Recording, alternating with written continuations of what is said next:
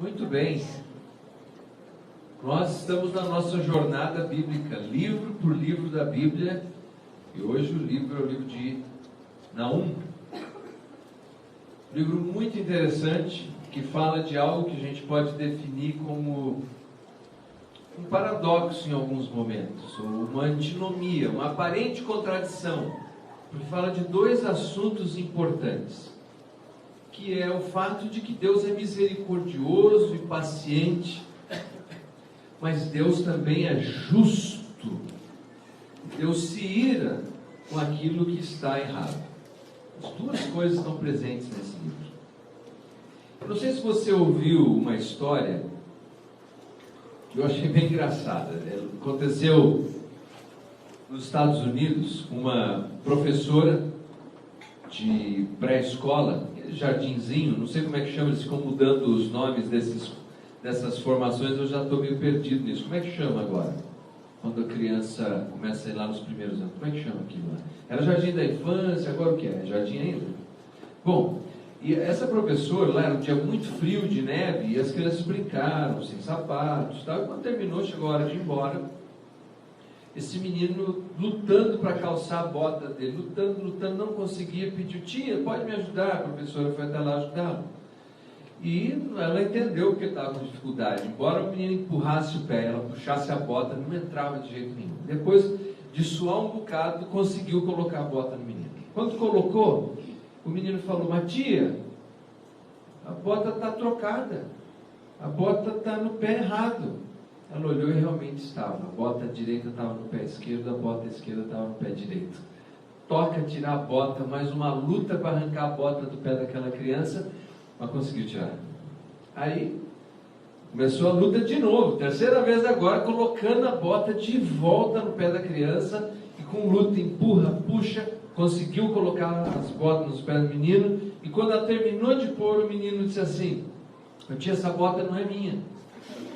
Ela falou, ela mordeu a língua para não dizer alguma coisa para o menino, e falou: mas não é sua bota? Não é minha bota.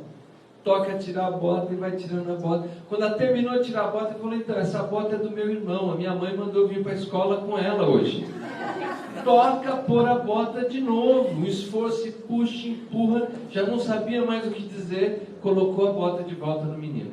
Ela falou assim: tá bom, agora você está pronto, vai para casa, cadê a sua luva? Falou: então, eu enfiei dentro da bota, está lá na pontinha da bota. Tem que ter paciência, né? Não é verdade? A criança tem que ter paciência, não é? Não é? O adulto também tem que ter paciência.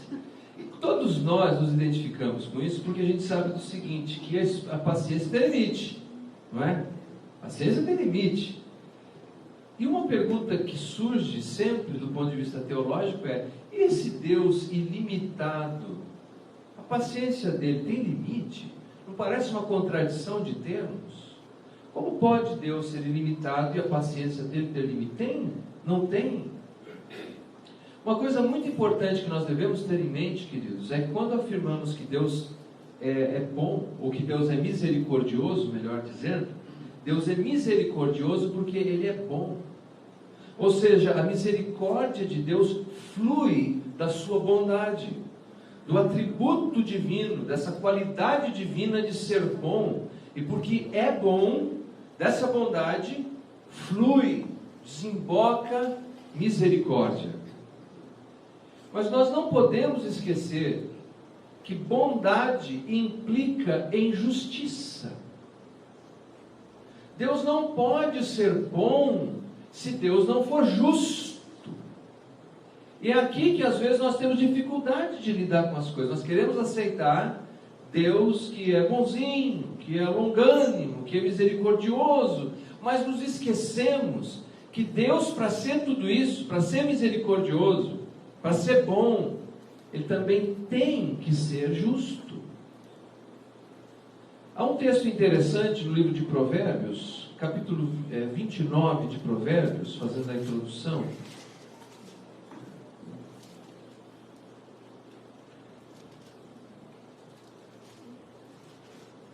29, versículo 1. O homem que muitas vezes repreendido endurece a cerviz, será quebrantado de repente, sem que haja cura. Provérbios, capítulo 29, versículo 1. O homem que muitas vezes repreendido endurece a serviço, será quebrantado de repente, sem que haja cura. Nós não podemos considerar a misericórdia e a paciência que Deus tem conosco, com a humanidade, com os indivíduos, com as nações, como uma liberdade para, de modo rebelde, continuarmos incorrendo nos mesmos erros repetidas vezes. Porque se Deus simplesmente se desinteressar por isso, Deus será transformado num bonachão celestial que de fato não é bom. Porque imagine você, um pai ou uma mãe, que vê um filho, uma criança, que constantemente continua incorrendo nos mesmos desvios, nos mesmos erros, e não faz nada a respeito. Ou isso não é bondade, isso é um ato de destruição do caráter daquela criança. E Deus é um Deus bom, mas é bom porque é justo, é longânimo, dá muitas e muitas oportunidades, mas chega um momento em que a disciplina de Deus precisa ser aplicada. Esse é um princípio que vale na teologia cristã, porque nós cremos no que se chama de teísmo. Teísmo quer dizer que Deus é o Criador de todas as coisas, portanto Ele está envolvido nos processos da natureza. Não é uma atividade cega e descontrolada, espalhada pelo cosmos. Mas Deus também está envolvido nos processos da história. Quer dizer que Deus levanta nações e Deus depõe reis, e Deus continua orquestrando o andamento, como se no atlas da história, o escritor, meus amigos, seja o próprio Deus Todo-Poderoso. Algumas pessoas concluem que por conta da misericórdia de Deus, Deus não vai fazer nada a respeito mais sobre isso, ou sobre aquilo, ou sobre as injustiças, e não estão entendendo que aquele é um momento de graça e misericórdia. Mas que inevitável e invariavelmente, a justiça de Deus também se manifestará. E aqui há algo muito interessante quando consideramos Naum e quando consideramos Jonas. O livro de Jonas é um livro que enfatiza a misericórdia. Você se lembra da história? O profeta Jonas vai até a grande cidade de Nínive, capital da Síria, que naquele momento ainda não era o grande poder e uma potência mundial. Era um império em ascensão, mas com muitas dificuldades ainda. Que havia tentado, por exemplo, conquistar Jerusalém e tinha falhado, não conseguiram. Era um reino ainda com muitas dificuldades. Jonas foi até lá desejoso de que Deus mandasse um raio e transformasse tudo em pó, um laser celestial, e acabasse com aquela gente. Pregou a pior mensagem que ele podia pregar, o sermão menos preparado que ele podia ter, se arrepende senão Deus destrói. E o sermão dele deu certo, então se arrependeu. E ele não entendia a misericórdia de Deus, porque Jonas só conseguia ver a justiça de Deus. Mas o tempo passou, aproximadamente 150 anos mais tarde. E aquele povo de Nínive, agora sim, a Síria era uma grande potência mundial. Já havia tomado todo o reino do norte de Israel. Todas as tribos do norte já tinham sido levadas e espalhadas por eles. E aquela região toda controlada. Mas, apesar desse poder imenso, eles voltaram às práticas antigas, todas as suas maldades. Nós sabemos da história que a maldade deles era tão grande, eles acreditavam que se uma criança estivesse no ventre de uma mãe, porque eles acreditavam nessa batalha dos deuses, que o Deus daquela nação estaria guardado, escondido naquela criança. Eles abriam sem misericórdia nenhuma com uma espada o ventre da mulher e matavam aquela criança, arrancavam do ventre. Eles arrancavam a pele dos seus oponentes. Eles enfiavam estacas com as pessoas vivas e deixavam penduradas. E dizem alguns historiadores que os ninivitas, para saber quantas pessoas eles tinham matado em batalha, eles levavam as cabeças para contar. Uma cabeça, duas cabeças, três cabeças. Era gente terrível, terrível. Mas mesmo com essa gente, Deus ofereceu a sua misericórdia. E quando eles se arrependeram, Deus prontamente os tratou com o seu carinho. Mas 150 anos aproximadamente, eles voltaram às mesmas práticas, terríveis práticas.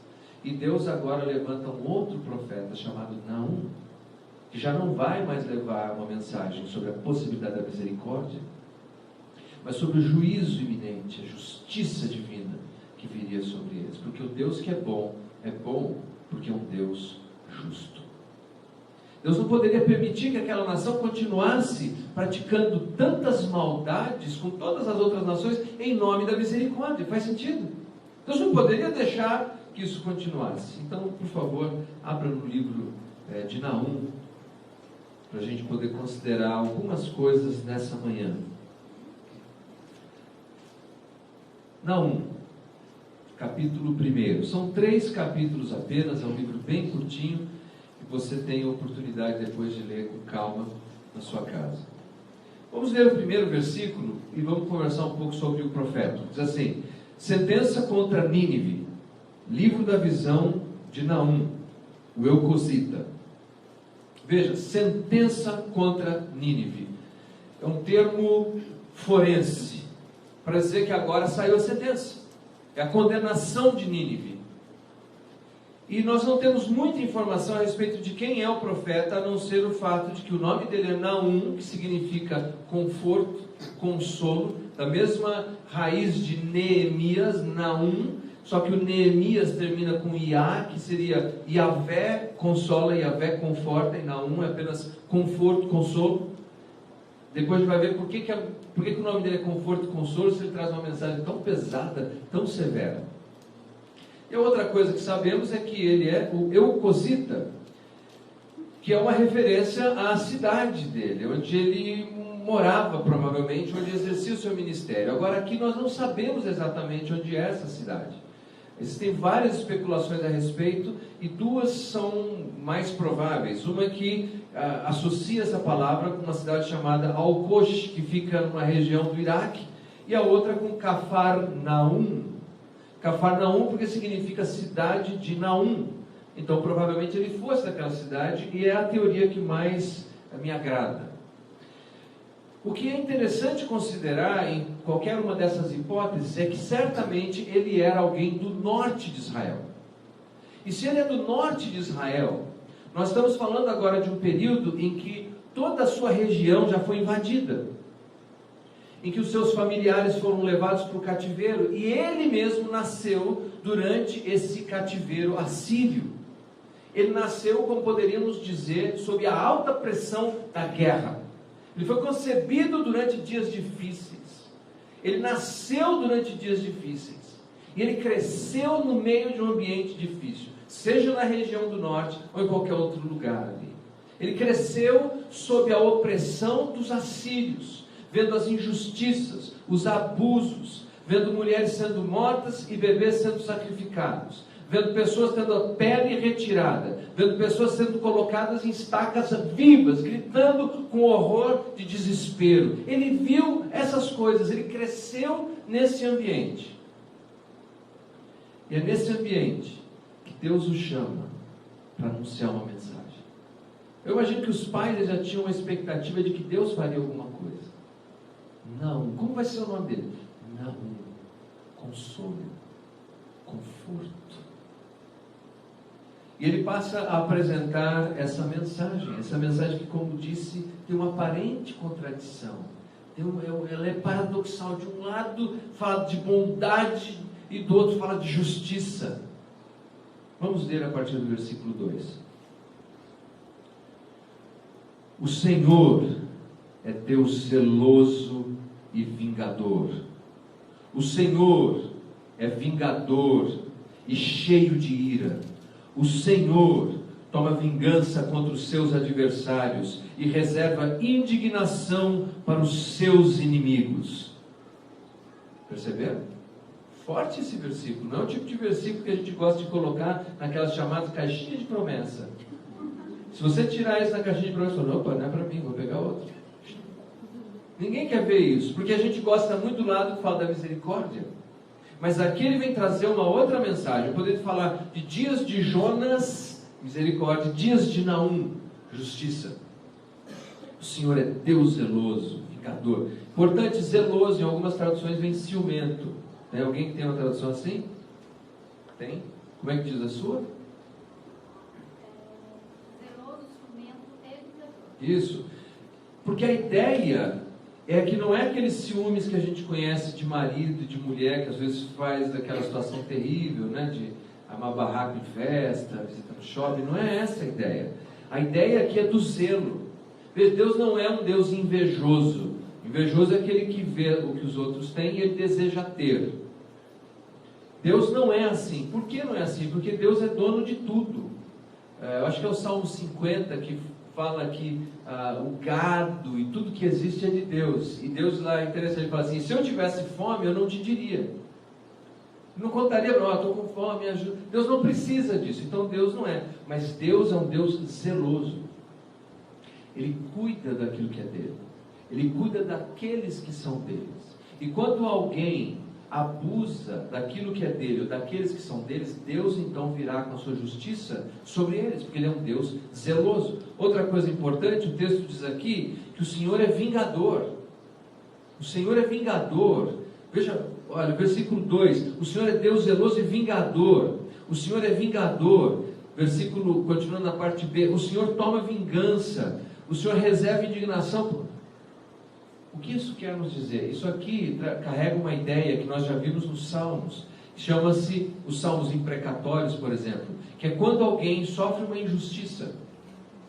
E todos vocês, todos nós, em algum momento a gente já sofreu alguma injustiça. Quem aqui já sofreu injustiça? Só para ver se eu estou certo no raciocínio. Todo mundo já foi injustiçado.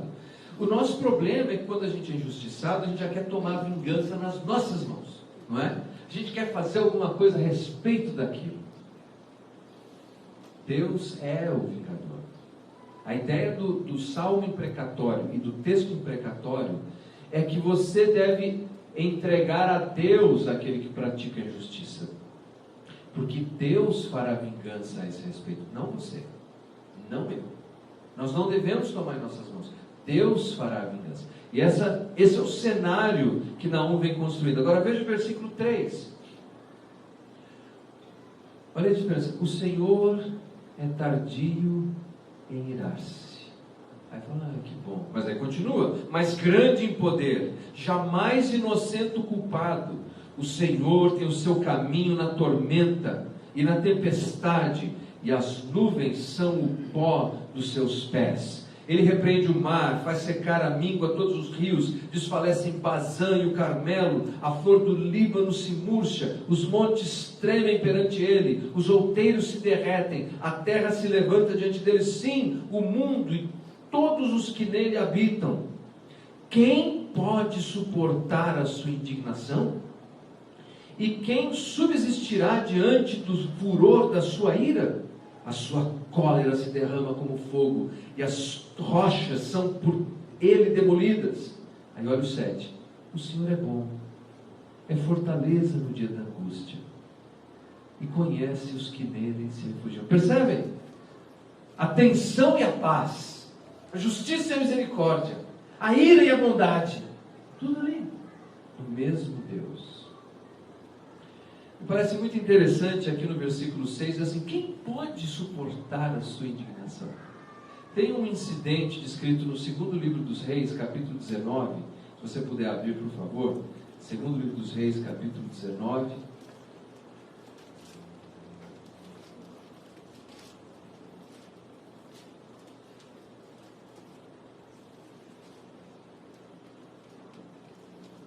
Versículo 35.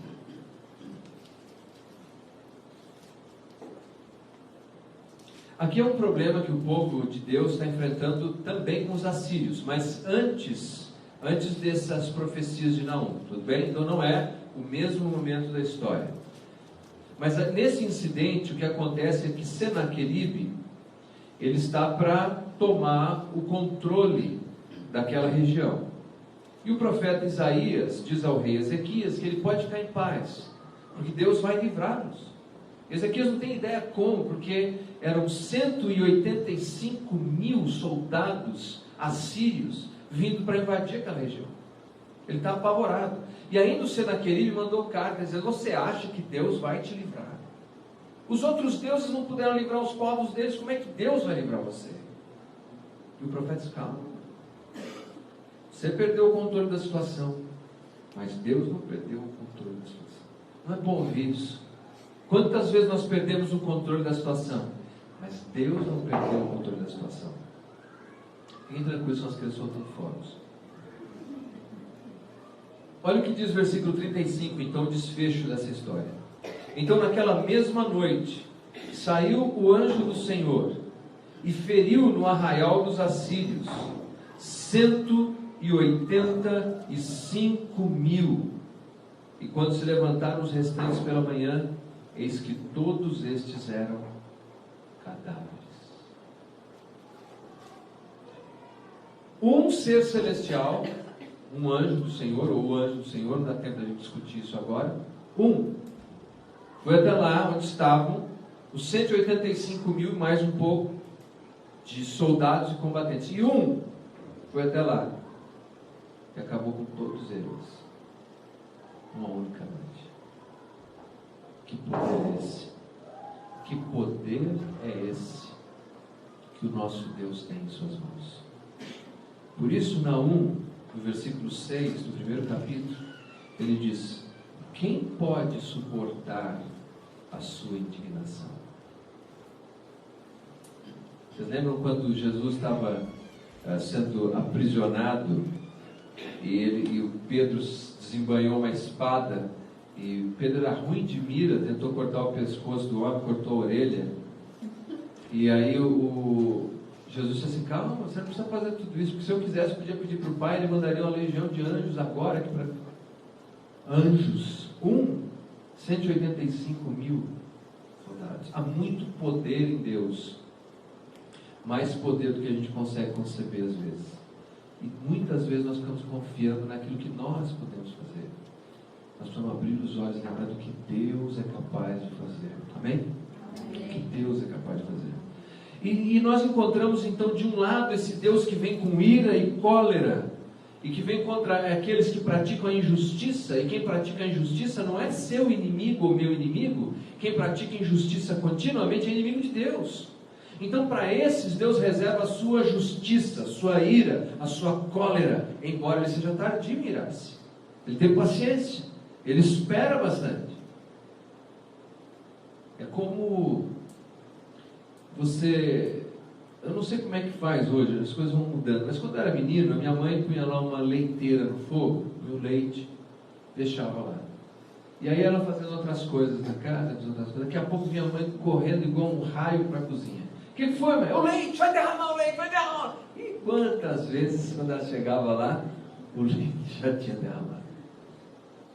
O leite sempre derrama para quem não ficava olhando no fogão, não era assim? Não ficava garantido, não olhou, vai derramar. A ira de Deus também é assim. Para quem não está atento, para quem não está ouvindo o que Deus está dizendo, para quem não dá atenção às palavras de Deus, às oportunidades de arrependimento, quando ele perceber, quando se der conta, o leite derramou. E agora o que sobra é disciplina, é justiça, é correção, é ira. Deus fez isso com Israel, Deus fez isso com Judá, Deus fez isso com os assírios, Deus faz isso com as nações, Deus faz isso com os indivíduos.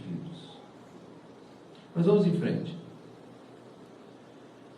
Então, quando nós nos deparamos com esse texto, falando quem pode resistir, mas no versículo 7 diz: o Senhor é bom, é fortaleza no dia da angústia, e conhece os que nele se refugiam. Você pode se aproximar de Deus, se ficar vivendo repetidas vezes em erro e injustiça, e receber disciplina, correção e a cólera divina. Ou você pode correr para Deus e ter em Deus um bom refúgio e proteção no dia da angústia. É o mesmo Deus.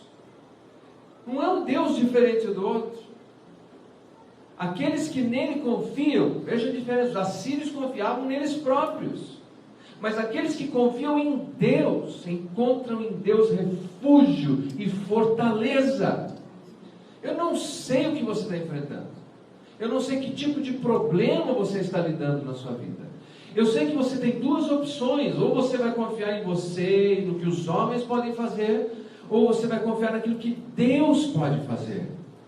E se você correr em direção a Deus, Deus será o seu refúgio bom e a sua fortaleza no dia da angústia. Ah, mas para quem é rebelde?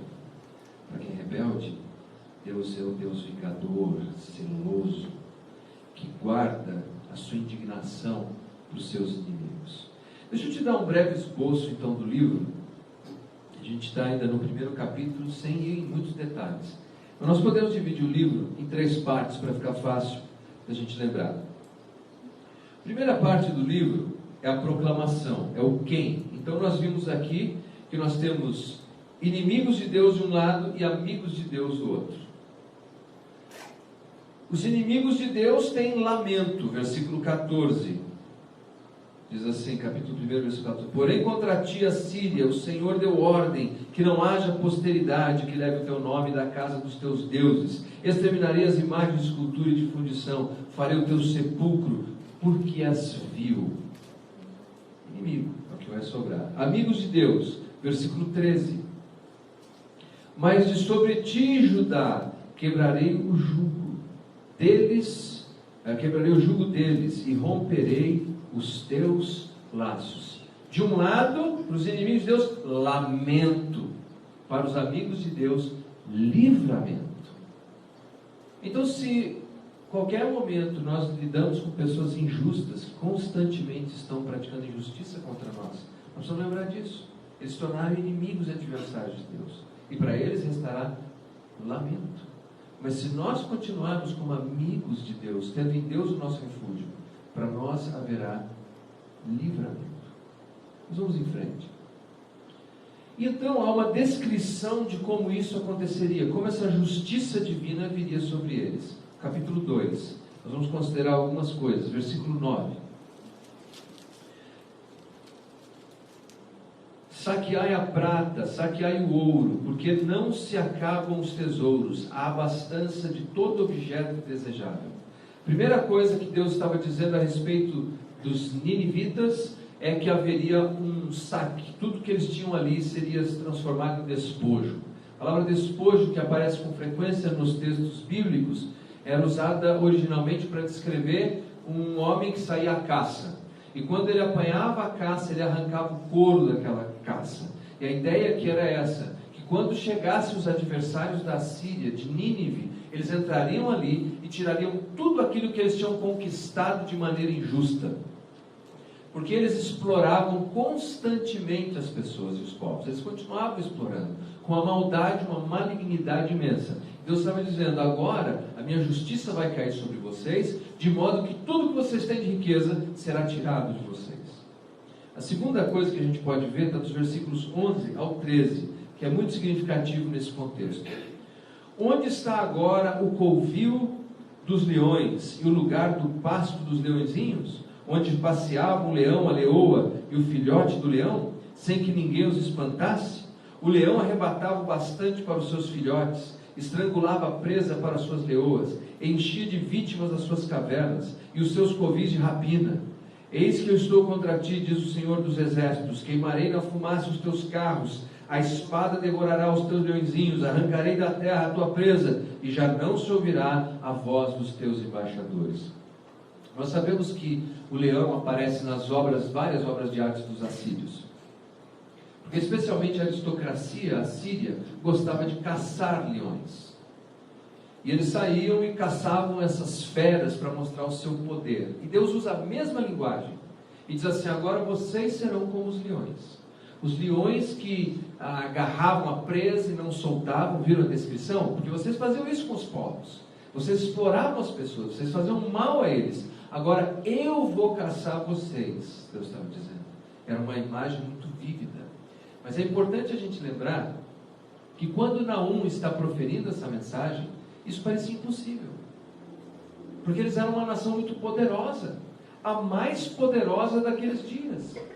Parecia que ele estava falando algo sem sentido algum, como se isso jamais pudesse acontecer. Veja o capítulo 1, uma vez mais, capítulo 1, versículo 15. Diz assim, eis que sobre os montes os pés dos que anunciam boas novas do que anuncia a paz. Celebra as tuas festas, ó Judá, cumpre os teus votos, porque o homem vil já não passará por ti, ele é inteiramente exterminado. E vem uma pergunta importante aqui. Esse texto fala de boa nova, de boa notícia, mas a gente está vendo aqui só desgraça vindo ali no texto, só problema, punição. Então, boa notícia para quem? Boa notícia por quê? Por que boa nova? A boa notícia é para ajudar. A boa notícia, quando se fala da justiça de Deus, é para quem serve a Deus. Porque quem serve a Deus não precisa temer a Deus. Se você já viu alguma vez Crônicas de Nárnia, você vai ver que o leão Aslan, que representa Cristo na história, ele sempre causa espanto e medo naqueles que não são os seus amigos. Mas ele pode ser acariciado pela Lucy, a mais nova dos irmãos que vivem a aventura das crônicas. Oh, Deus é assim. Para você que é filho, filha, amigo, amiga, você pode se aproximar do leão divino e abraçá-lo, e afagá-lo. Mas para aqueles que são praticantes de injustiça, Deus é o Deus vingador. Boa notícia porque, como vimos, Naum cresceu nesse ambiente de exploração e de abuso. E eles falam: quando será que Deus vai nos livrar? Quando será que Deus vai fazer justiça? Mais uma vez, se você já viveu algum tipo de injustiça, se você está vivendo algum tipo de injustiça, em algum momento na sua vida você já se perguntou isso. Quando será que Deus vai fazer? Será que Ele vai fazer? E finalmente nessa história Deus fala: olha, agora haverá celebração, porque os pés do profeta são pés que transportam as boas novas. Isaías fala sobre isso, Paulo também fala sobre isso. Veja Romanos capítulo 10.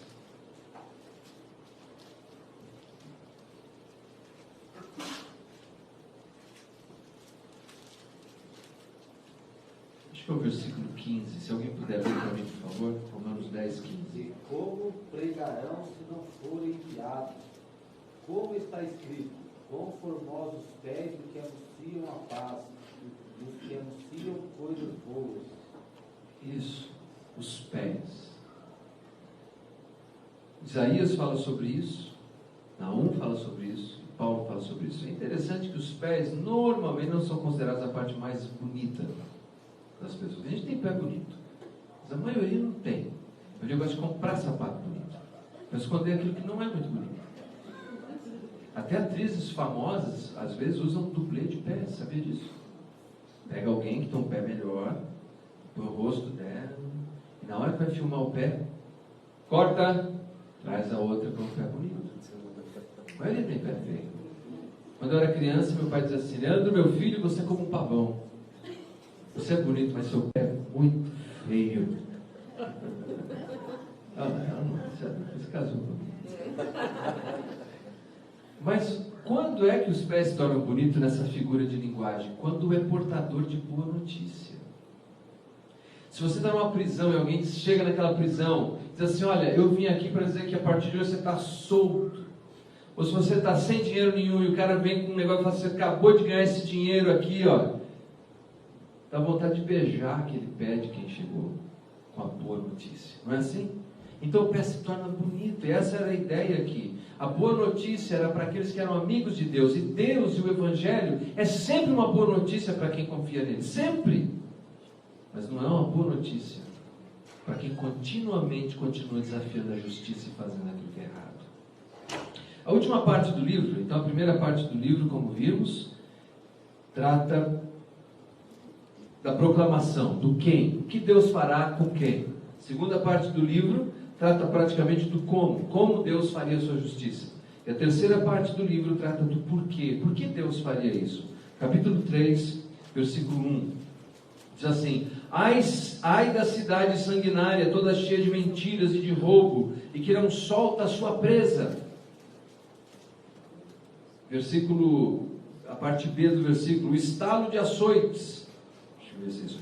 Eis estalos, versículo 2, eis estalo de açoites e o estrondo de rodas, e o galope de cavalos e carros que vão saltando, os cavaleiros que esporeiam, a espada flamejante, o relampejar da lança e multidão de traspassados, massa de cadáveres, mortos sem fim, tropeça gente sobre os mortos. E aqui Deus passa a explicar o porquê.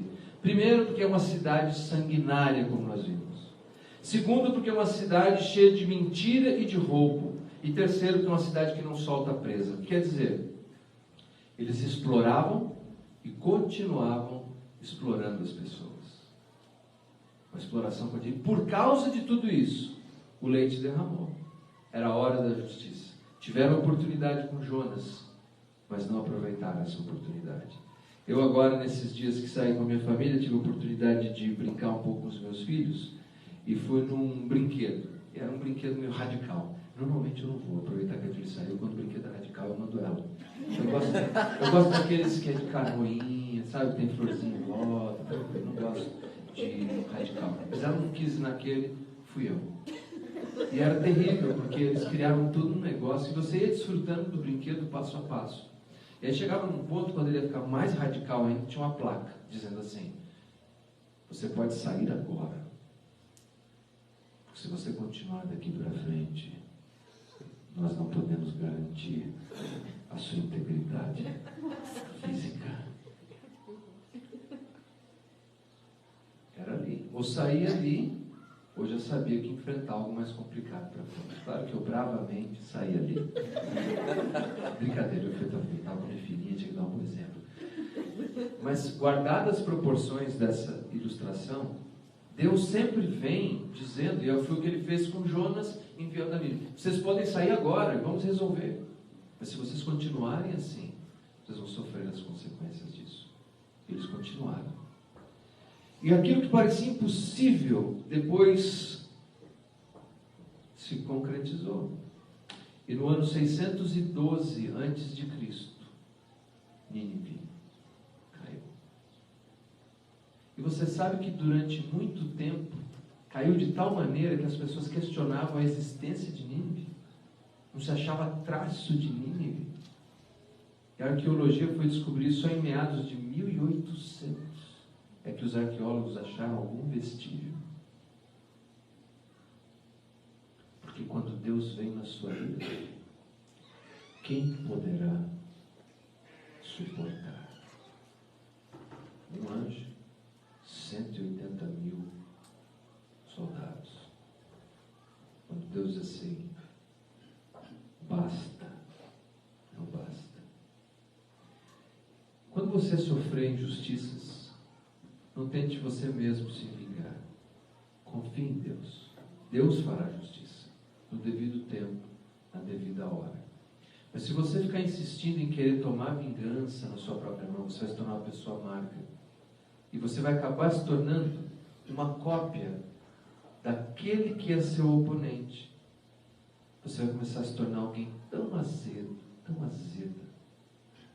Não faça isso. Quando usarem de injustiça contra você, confie ao Deus que é justo. Ele fará justiça. A você, apenas seja amigo de Deus. Você e eu, apenas enxerguemos em Deus nosso bom refúgio e a nossa fortaleza. Eu gostaria de concluir dizendo que em Jesus nós vemos o cumprimento perfeito desse equilíbrio da justiça e da misericórdia. Porque ali na cruz do Calvário, quando Jesus disse: está consumado, a justiça de Deus foi totalmente derramada sobre os pecadores. Mas a misericórdia de Deus também alcançou a todos os que creem. Meus queridos, nessa manhã, a mensagem de Naum, que é uma mensagem pesada, dura, pode ser uma boa notícia para todos nós. Tudo depende de como é que nós corremos em direção a Deus. Como amigos ou como adversários? Se é como amigo, para você, hoje, em Deus, há bom refúgio. Vamos orar. Obrigado, Senhor, por esta manhã. Obrigado pela sua palavra, pelo ministério do profeta Naum. E obrigado, Senhor, por cada irmão e irmã que aqui se encontram. Muitos de nós, Senhor, já foram injustiçados. Outros estão vivendo agora, Senhor, algum tipo de injustiça. E Pai, eu quero pedir que a Tua graça nos ajude a sermos Teus filhos e amigos e corremos para os Teus braços em busca de conforto e de consolo, sabendo que em Ti nós encontramos bom refúgio e fortaleza. E Pai, aqueles que nos ofendem, aqueles que nos perseguem, aqueles que se levantam contra nós ou contra a Sua causa, aqueles que exploram a viúva, a criança, aqueles, Senhor, que são corruptos continuamente, nós entregamos cada um deles nas Suas mãos, sabendo que no devido tempo, o Senhor, que é bom e justo, fará fazer valer a Sua vontade. Nós confiamos em Ti nessa manhã e agradecemos. Amém. Vamos ficar em pé? Essa mensagem foi quente, né? Até quente aqui dentro. Obrigado pela sua presença aqui, que vocês tenham uma ótima semana em nome de Jesus. E lembre-se, se quiser participar do congresso, ainda tem vaga. Se sua questão for finanças, a gente dá um jeito para você poder participar. Que o amor de Deus Pai Todo-Poderoso, a graça infinita do Senhor Jesus Cristo, a consolação e o encorajamento do Espírito Santo de Deus esteja sobre a sua vida, não somente hoje, mas para todos sempre. Quem crê, diga amém. Amém. Deus abençoe, gente. Muito obrigado.